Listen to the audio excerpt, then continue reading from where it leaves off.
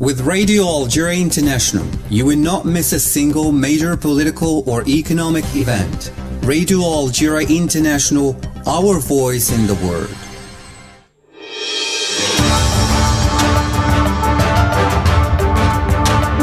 This is the English service of Radio Algeria International. It's time for the news. The President of the Republic, Mr. Abdelmajid Tebboune, has received the Special Representative of the President of the Federal Republic of Russia for the Middle East and Africa, Mikhail Bogdanov. Algeria has strongly condemned the statements of Zionist officials calling for the annexation of the West Bank. And the Zionist entity extends its attacks to Yemen, where it bombs ports and energy infrastructure. The UN Security Council is meeting today to discuss the situation in Sudan, a country torn by war, famine and disease. And those were the major developments. Now the full news edition. Good afternoon. The President of the Republic, Abdelmajid Tebboune, has received the Special Representative of the President of Russia for the Middle East and Africa and Deputy Minister for Foreign Affairs, Mikhail Bogdanov, as well as the Deputy Minister of Defense, Yunus Bak-Ikorov. Earlier, Mr. Bogdanov was also received by the Minister of State in charge of Foreign Affairs, National Community Abroad and African Affairs, Ahmed Attaf. During the meeting, the two sides expressed their satisfaction about the positive results achieved in the implementation of decisions taken during the state visit of the President of the Republic, Mr. Abdelmajid Tebboune, to Russia in June 2023. The two sides also took the opportunity to exchange views and analysis on the developments in the situation in the Sahrawi region, as well as the latest developments in the Middle East, especially in Syria and the occupied Palestinian territories. Health Minister Abdelhak Saihi has been received in Lusaka by the President of the Republic of Zambia as part of an official visit he is making as special envoy of the President of the Republic, Mr. Abdelmajid Tebboune. On this occasion, the minister handed over a letter from the President of the Republic and conveyed his brotherly greetings, stressing on this occasion the President of the Republic's desire to open up broader perspectives for bilateral relations between the two countries. The Health Minister was also received by the President of the Republic of Malawi in Lilongwe and handed him a letter from the President of the Republic, Abdelmajid Tebboune. For his part, Malawi's President expressed his strong will to boost cooperation with Algeria in different fields of endeavor. Algeria has strongly condemned the latest statements of the Israeli officials calling for the annexation of the West Bank and their decisions to disrupt the activities of the UNRWA. More with Jamal Salmani. Speaking at a meeting of the UN Security Council devoted to the situation in the Middle East and Palestine, the permanent representative of Algeria to the United Nations, Ammar Benjama, said that the statements made by the Zionist officials were likely to compromise any prospect of peace and undermine the efforts made towards the establishment of the State of Palestine. He also condemned the decisions adopted by the Israeli occupation to end the activities of the UNRWA in the occupied Palestinian territories. The situation in the West Bank, including Al-Quds al-Sharif, is equally alarming. The Security Council, the General Assembly and the International Court of Justice have reaffirmed that Israeli settlements and associated practices constitute flagrant violations of international law. We reiterate our strong condemnation of the decisions adopted by the Israeli authorities aimed at halting UNRWA's activities in the occupying Palestinian territories. Mr. Benjama also drew attention to the fact that the Zionist entity was committing a real genocide in Gaza, stressing that in addition to the alarming death toll and massive destruction of infrastructure and ongoing violence, the population of Gaza is facing diseases and famine. For achieving last in Gaza, people are not living. They are simply waiting to die. People are not living. They are simply waiting to die. As the Secretary General himself recalled, the catastrophe is for us a moral and legal duty. Madam President, a ceasefire in Gaza is long overdue. We deeply regret this Council's inability to demand. The Algerian representative to the UN added that stopping ethnic cleansing is a moral and legal duty for the international community, deploring the Security Council's inability to impose an immediate, unconditional and permanent ceasefire. He then said that stability and security in the Middle East are closely tied to the resolution of the Palestinian issue, which requires the end of the occupation and the restoration of the inalienable rights of the Palestinian people. And during the UN Security Council, the Assistant Secretary General for Middle East, Asia and the Pacific Departments of Political and Peace Building Affairs and Peace Operations, Khalid Khiyari, has condemned the use of explosive weapons by the Israeli occupation army in densely populated areas in northern Gaza that caused the death of Palestinian civilians, mainly women and children.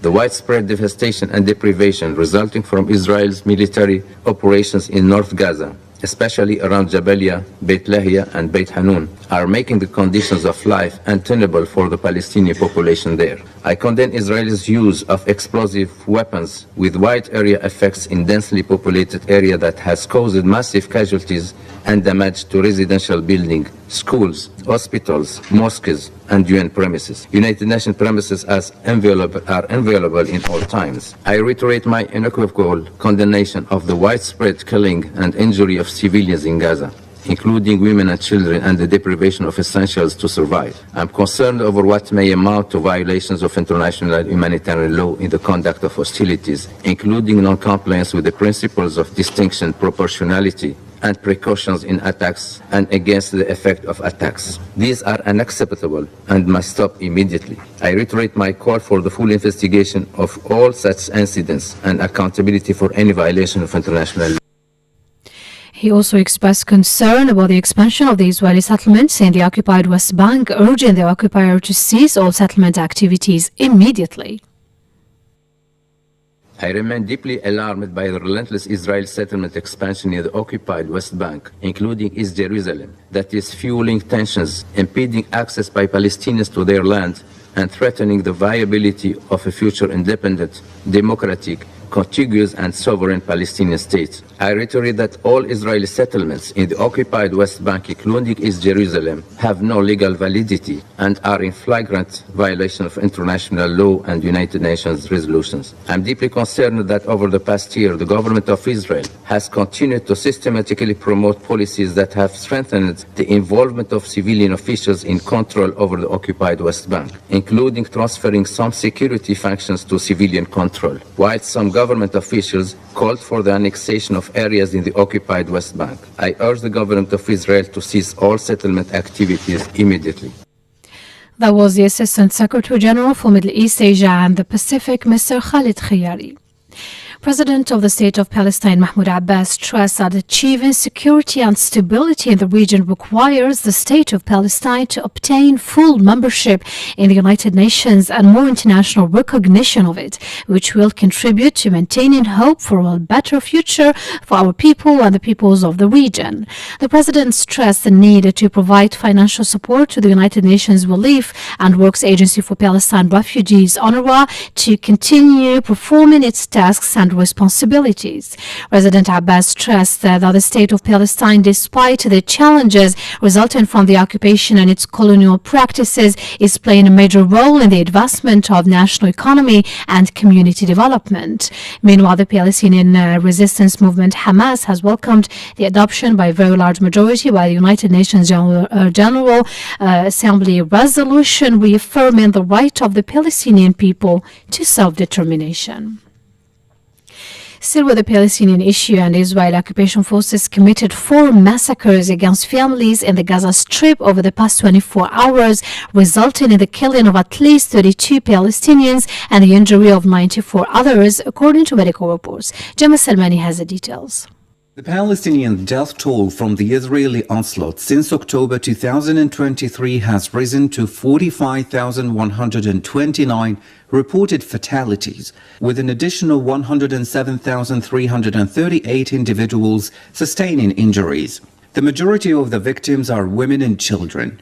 Meanwhile, in the north, Kamal Adwan Hospital has once again come under attack, while in central and southern Gaza, tents in what were supposed to be safe zones came under fire that killed several people. The director of Kamal Adwan Hospital, Hussam Abu Safia, said the surroundings of the hospital are still being bombed by the Israeli occupation, and the dead are women and children. A little while ago, one of the hospital's neighbors was targeted, which is a house next to Kamal Adwan Hospital. It is a few meters away from us. Unfortunately, until now, we have retrieved more than 8 martyrs, all of them burned. They arrived in pieces. Most of them are children, women and elderly. Until this moment, 8 martyrs arrived to us, half of them children and the other half were mothers. This comes while emergency services are still unable to reach many casualties and dead bodies trapped under the rubble or scattered on roads across the war-torn enclave, as Israeli occupation forces continue to obstruct the movement of ambulance and civil defense crews. Israel's genocidal onslaught continues unabated despite calls from the United Nations Security Council for an immediate ceasefire and directives from the International Court of Justice urging measures to prevent genocide and alleviate the dire humanitarian situation in Gaza. You're still listening to Radio Algeria International and to Sudan now. The UN Security Council is holding a meeting on Sudan, during which it will hear a briefing by Tom Fletcher, the United Nations Under Secretary General for Humanitarian Affairs, who recently visited the country on his first official mission after taking up his new role. Gemma Selmani again. Earlier, the United Nations has condemned the bombings and airstrikes against civilian areas in parts of Darfur and Khartoum.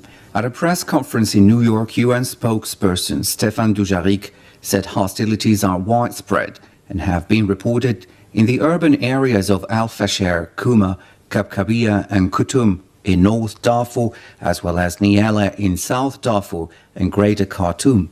He noted that significant civilian casualties had been reported, in addition to reports of destruction of homes, markets and medical facilities. He said the UN cannot but stress the need for the parties to protect civilians and civilian infrastructure, including hospitals.